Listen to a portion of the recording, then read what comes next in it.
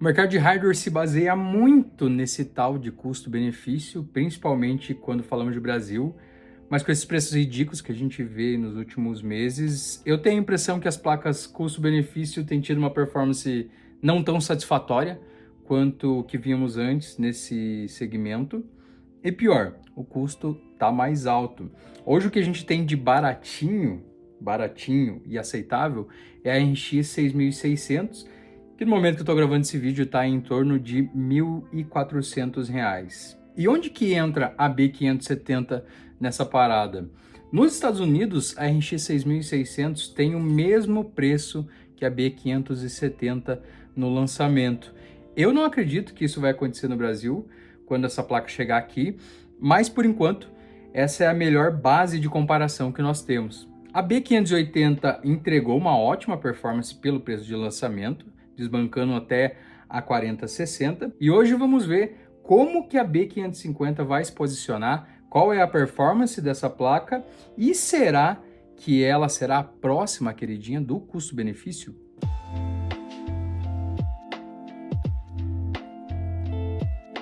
Fala rapaziada, beleza? Eu sou o Fida e conto com o seu apoio nesse like. Bebês foi.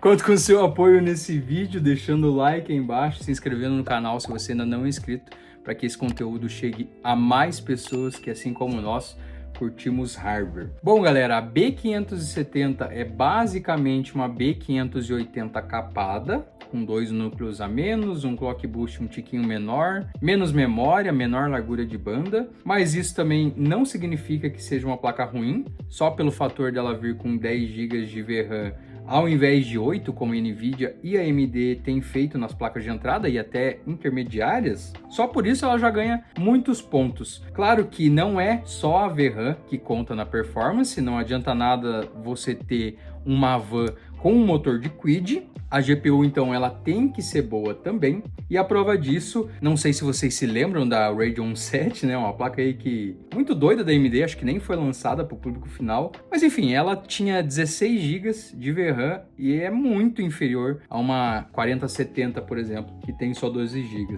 Voltando para a B570, assim como no vídeo da B580, eu tô pegando as informações do site Tons Hardware e o link tá aqui na descrição. E a bancada que eles usaram para testar essas placas foi essa que tá aqui na tela. Os testes que eu vou mostrar aqui foram feitos em 3 resoluções, 1080p, 1440p e 4K, rodando com os gráficos todos no Ultra.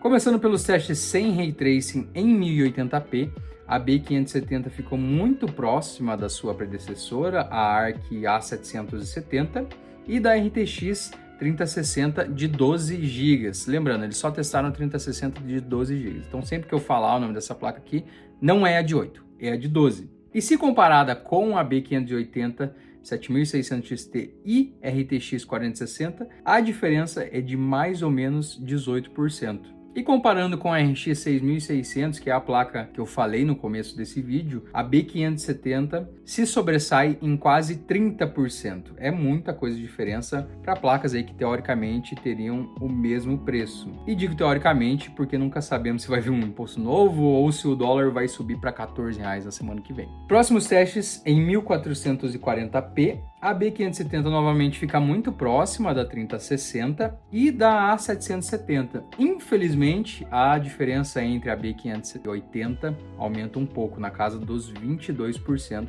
Em comparação com a 6600, ela toma um baile de 45%. Claro, esse baile, né? A B570 deu um baile na RX 6600 em 45% a mais de performance. Em 4K, a B570 teve a mesma performance da 4060, e aí que a gente vê o que a falta de memória não faz, né? É óbvio que a 4060 é uma placa superior à B570, mas por conta de míseros 2 GB a mais, a placa da Intel fica pau a pau. E comparando com a B580, a diferença é muito grande, passa dos 50%. Lembrando que esse não é o foco dessas placas, é só um teste de performance. Dessa aqui eu usaria 4K só acima da 3060. Com Ray Tracing foram testados 6 jogos e o resultado é bem satisfatório. Em 1080p, a B570 descola um pouquinho da 3060 de 12 GB e se aproxima mais da 4060 do que vimos nos jogos sem o Ray Tracing. E a RX 6600, esquece, eu nem vou mais falar dela por enquanto. Subindo a resolução para 1440p, a B570 ultrapassa a 3060 e fica muito próxima da RTX 4060.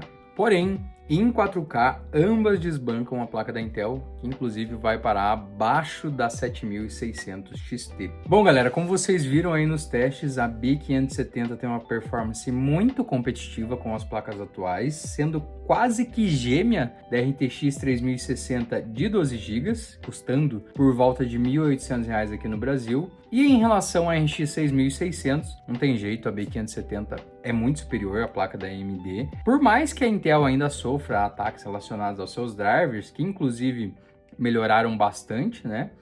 Pelo mesmo preço não teria discussão do que seria uma melhor compra. A B570 tem muito mais performance em todas as resoluções e com Ray Tracing meio que a RX 6600 leva isso mais na esportiva mesmo, que tem Ray Tracing só pode dizer que tem Ray Tracing, porque usar mesmo não tem como. Você tem que colocar os jogos tudo no low para poder ativar o Ray Tracing, aí teu boneco parece uma batata, mas pelo menos está bem iluminado, né? Como eu falei no começo do vídeo, lá fora você encontra a 6600 no mesmo preço de lançamento da B570, mas o problema é que a gente está no Brasil e precisamos lembrar que essa placa de vídeo que vemos à venda hoje foram compradas com o dólar de alguns meses atrás. Então não espere ver uma B570 chegar aqui por R$ 1.400. Eu chuto que veremos essas placas chegarem por pelo menos R$ 1.800, R$ 2.000. O que é um problema.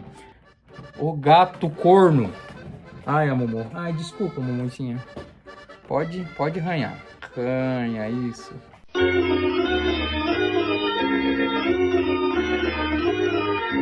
O que é um problema, porque a Intel não consegue competir com a Nvidia no mesmo preço. Independente se as placas têm a mesma performance, o consumidor final vai preferir sempre ficar com a marca mais consolidada no mercado, que traz tecnologias como o DLSS, que para uma RTX 5090 não faz sentido, mas para uma 3060 com certeza faz. O preço ideal para a Intel conseguir competir com a AMD seria em torno de R$ 1.300 a R$ 1.400. Mais que isso, eles vão quebrar a cara e eu acho que essa placa não vale também. Principalmente se levarmos em consideração aquele problema que a B580 também sofre, que eu falei no outro vídeo, que é sobre o Resizable Bar. Inclusive, falando nisso, esse é um dos principais motivos para essa não ser a placa dos sonhos molhados do custo-benefício. Você vai precisar ter uma plataforma mais nova se você quiser extrair 100% da performance. Por mais que não sejam em todos os jogos que essas placas dependam disso, eu não compraria um produto para ele ser limitado. E falando na 580,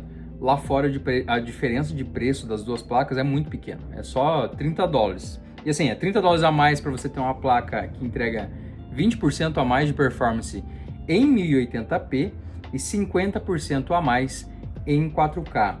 É uma diferença bem significativa por só 13% a mais do valor, que para eles é baixo, né? Para nós, $30, sei lá, é 300, 400, 500 reais. Só que se por algum milagre do destino essa placa chegar aqui com um preço justo de 1.250, 1.300 reais, porra, aí é foguete e festa na rua. Se você não sabe como montar um PC bom aí para você, com um custo-benefício certo e gastar o seu dinheiro da melhor forma possível, entregando o máximo de performance, eu vou deixar aqui no primeiro link dos comentários o meu WhatsApp, me chama lá que eu posso te ajudar a montar o seu PC.